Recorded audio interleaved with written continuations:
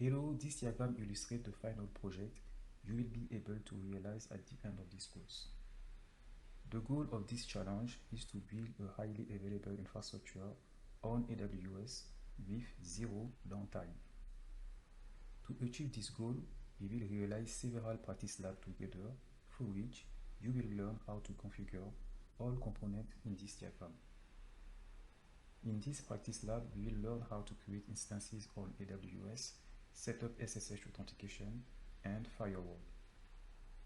We will learn how to configure a load balancer to distribute the traffic across multiple instances, and how to handle horizontal scalability with autoscaling group.